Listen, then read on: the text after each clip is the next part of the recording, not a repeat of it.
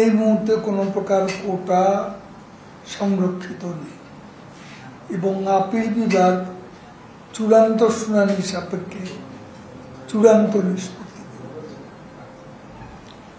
আমরা গতকাল আন্দোলনকারী শিক্ষার্থীদের ধৈর্য ধারণ করে দেশের সর্বোচ্চ আদালতের প্রতি শ্রদ্ধাশীল থাকার আহ্বান জানিয়েছি। একই সঙ্গে সড়ক রেলপথ বন্ধ করে জনগণের দুর্ভোগ সৃষ্টি হতে পারে এ ধরনের সকল কর্মসূচি পরিহার করার জন্য অনুরোধ জানিয়েছিলাম। কিন্তু আমরা উদ্বেগের সঙ্গে লক্ষ্য করছি বিষয়টি নিয়ে যখন উচ্চ আদালতে বিচারিক প্রক্রিয়া চলমান, এ বিষয়ে দেশের সর্বোচ্চ আদালতের সুনির্দিষ্ট নির্দেশনা আছে। তার প্রতি কোন প্রকার সম্মান প্রদর্শন না করে আন্দোলনকারীরা পুনরায় তথাকথিত বাংলা ব্লকেড নামে কর্মসূচি দিয়ে মানুষের স্বাভাবিক জীবনযাত্রা ব্যাহত করার চেষ্টা চালাচ্ছে। অন্যদিকে কোন রাজনৈতিক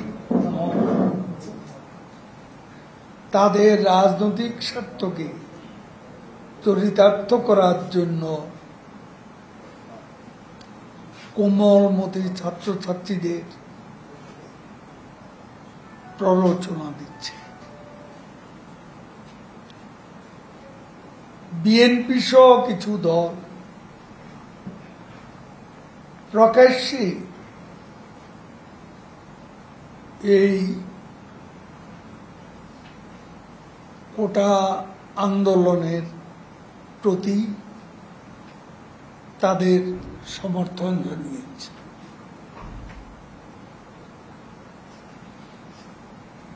এটাকে পলিটিসাইজ করা বা রাজনীতি করা, এটা তারাই শুরু করেছে এবং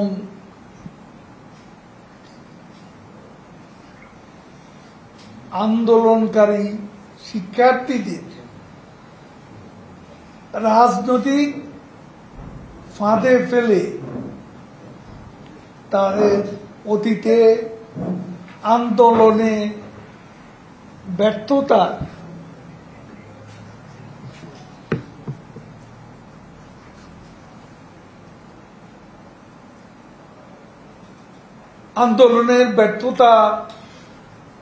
পেছনে রেখে তারা নতুন করে আন্দোলন করার পায়তারা করছে এবং এই আন্দোলনকে, কোটা বিরোধী আন্দোলনকে তারা সরকার বিরোধী আন্দোলনের রূপ দেওয়ার চেষ্টা করছে।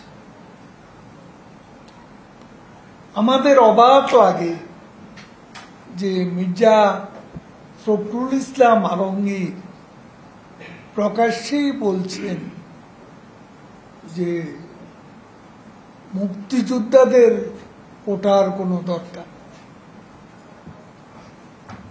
এবং এ থেকেই বোঝা যায় মির্জা ফখরুল এবং তার দল বিএনপি এদের মুক্তিযুদ্ধের প্রতি কোনো প্রকার সম্মান বোধ নেই,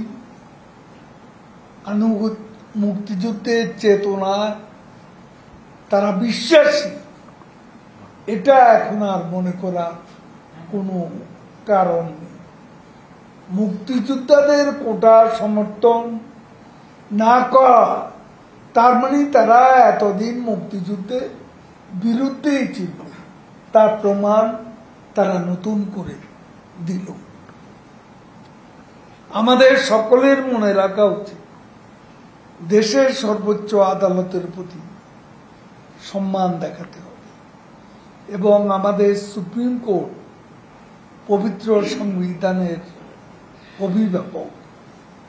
এই পবিত্র সংবিধানই দেশের সর্বোচ্চ আইন।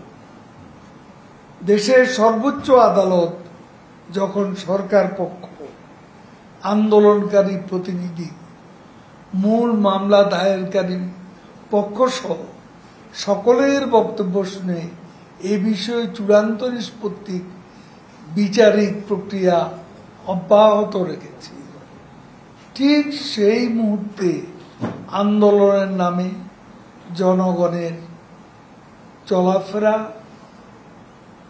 ও যানবাহন চলাচলে বাধা সৃষ্টি করা বেআইন।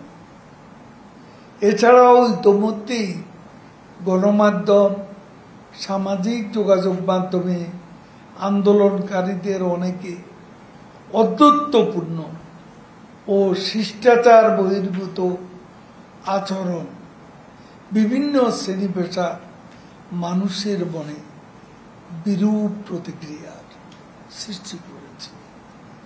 আন্দোলনকারীরা অনেকটা জনজীবনকে জিম্মি করে আইনি পন্থা না হেঁটে দেশের সর্বোচ্চ আদালতের বিরুদ্ধে শক্তি প্রদর্শন করছে, যা সম্পূর্ণ অনভিপ্রেত এবং বেআইনি।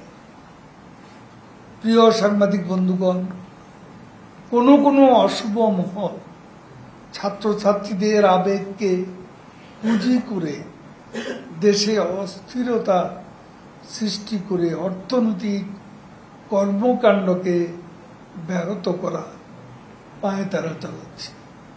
আমাদের সবাইকে মনে রাখতে হবে, এ ধরনের কর্মকাণ্ড রাষ্ট্র বা দেশের জনগণের জন্য কল্যাণকর নয়।